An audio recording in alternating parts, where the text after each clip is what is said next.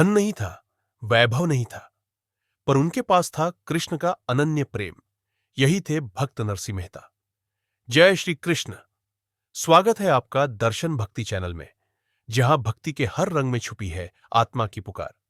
आज की कथा है एक ऐसे व्यापारी की जिसके लिए मुनाफा नहीं, केवल भगवान कृष्ण की भक्ति ही जीवन का लक्ष्य था।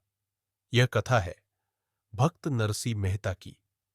नरसिंह मेहता का जन्म 15वीं शताब्दी में गुजरात के जूनागढ़ में हुआ था। वे एक प्रतिष्ठित वैश्य परिवार से थे, लेकिन बचपन से ही उन्हें कठिनाइयों का सामना करना पड़ा। कम उम्र में माता पिता का साया उठ गया।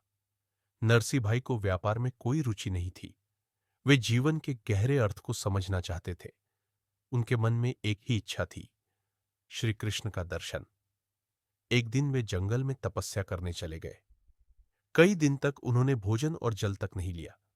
कृष्ण नाम का जाप करते करते वे चेतना की गहराइयों में उतर गए और फिर कन्हैया ने उन्हें दर्शन दिए।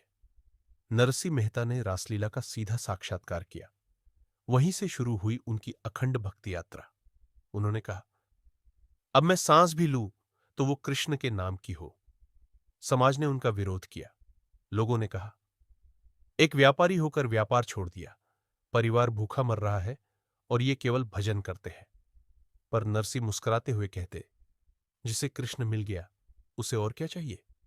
उनका विश्वास था, अगर भक्ति सच्ची हो तो भगवान अपने भक्त की लाज जरूर रखते हैं। एक बार उनके बेटे की शादी थी। घर में पैसे नहीं थे।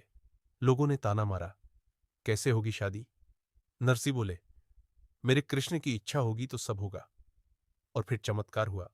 शादी के दिन अचानक एक राजा का सेवक आया और बोला, राजा ने आपके बेटे की शादी के लिए सारा खर्च वहन किया है। लोग आश्चर्य में पड़ गए। कृष्ण ने अपने भक्त की लाज रख ली थी। नरसिंह मेहता ने अनेक भावपूर्ण भजन रचे, जिनमें से सबसे प्रसिद्ध है वैष्णव जन तो तेने कहिए, जो बाद में महात्मा गांधी का प्रिय भजन बना।